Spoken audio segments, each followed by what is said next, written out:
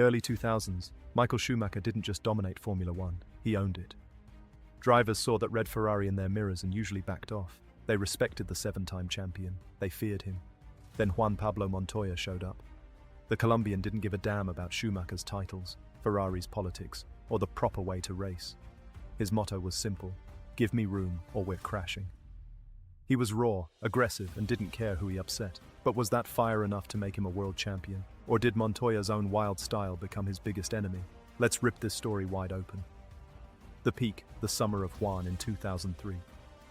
2003 was supposed to be the year the Montoya miracle happened. After a sluggish start, the Williams FW25, that beautiful blue and white rocket powered by BMW, finally woke up. And when it did, Juan Pablo Montoya looked unstoppable. He took a brilliant victory at the jewel in the crown, the Monaco Grand Prix. Then he destroyed the field in Germany at Hockenheim. Between Monaco and the Italian Grand Prix, Montoya stood on the podium 8 times in a row. The guy was on absolute fire. With just 2 races left in the season, Montoya sat only 3 points behind Michael Schumacher in the Drivers' Championship. Momentum was firmly with the Colombian hothead. F1 was staring at its biggest upset in years. Could this fiery outsider actually dethrone the great Schumacher? The paddock was buzzing. Even Michael himself later admitted that Montoya was the only driver who genuinely made him uncomfortable on track. When Montoya was behind you, you never knew what crazy move was coming next. The crash, Indianapolis 2003. Then came the United States Grand Prix at Indianapolis. And the dream died in spectacular fashion. Rain was threatening. Tension was sky high. Montoya needed a big score to keep his title hopes alive. On lap 3, he went for a classic Montoya move. Aggressive, ambitious, and completely uncompromising. He tangled with Rubens Barrichello's Ferrari. The stewards didn't hesitate. They slapped him with a drive-through penalty. Many still argue to this day that it was one of the most controversial calls in F1 history. Montoya served the penalty, fought back to 6th place, but the damage was done. Schumacher clinched the title, and Montoya's chance at glory slipped away. He didn't lose because he wasn't fast enough. He lost because in the era of Schumacher's ruthless perfection, you couldn't afford even one mistake. Montoya's raw speed and bravery were incredible, but his tendency to push every limit sometimes cost him dearly. That 2003 season remains one of the great what-ifs in modern F1. If that penalty had never come, or if Montoya had played it slightly safer, we might be talking about a different world champion today. The bull in the china shop, life at McLaren. If Williams felt like a battlefield, McLaren felt like a corporate prison for Montoya. In 2005, he joined the Silver Arrows alongside the ice-cool Kimi Räikkönen. The contrast couldn't have been bigger.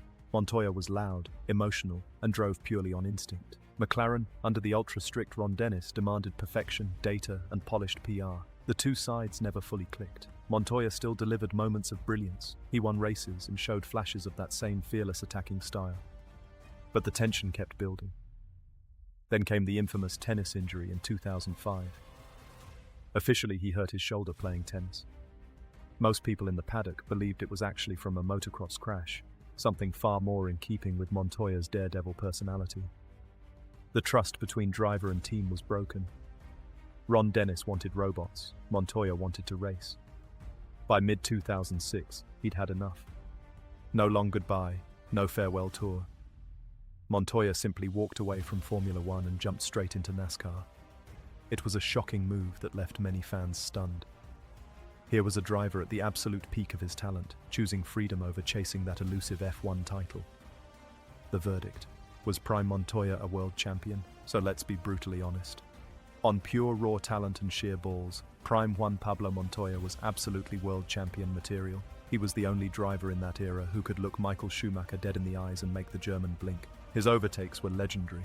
That outside pass on Schumacher at Interlagos in 2001 still gives goosebumps. His speed in qualifying and racecraft under pressure were world-class. He won the Monaco Grand Prix. He dominated wet races. He fought wheel-to-wheel with the best and rarely backed down. In a car that was sometimes second or third best, Montoya dragged results out of it that few others could. But F1 world titles aren't won on bravery and speed alone. They demand ice-cold consistency, political savvy, and a level of discipline that Montoya often found boring. He hated playing the corporate game. He refused to tone down his personality or his aggressive instincts just to keep team bosses happy. In the ultra-professional, data-driven world that F1 was becoming in the mid-2000s, Montoya was like a bull in a china shop. Exciting, unpredictable, and sometimes destructive. His departure to NASCAR proved the point. He didn't want to be a polished corporate champion.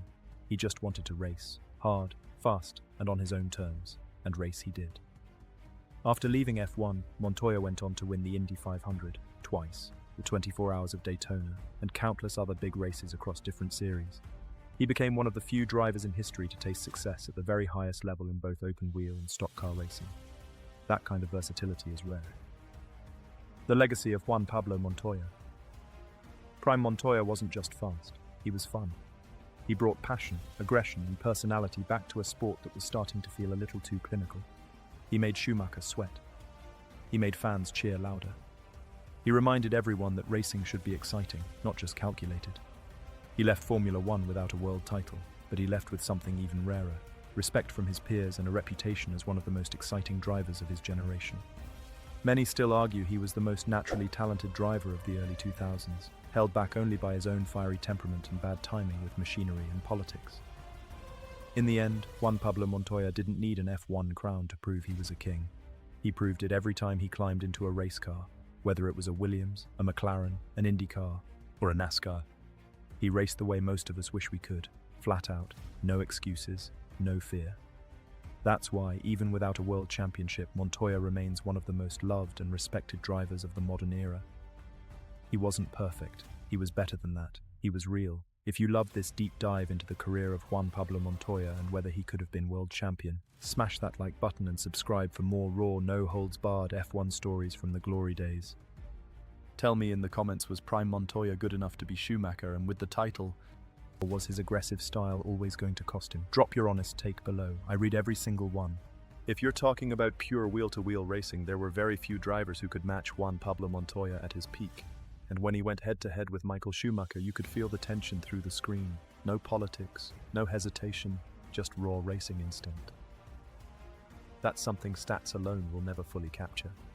Because numbers can tell you who won, but they can't always tell you who moved the sport. Montoya moved it. He shook it. He made it unpredictable again. And maybe that's why fans still talk about him today. Not just as a driver, but as an experience. A reminder of a time when Formula One wasn't just about perfection, it was about personality.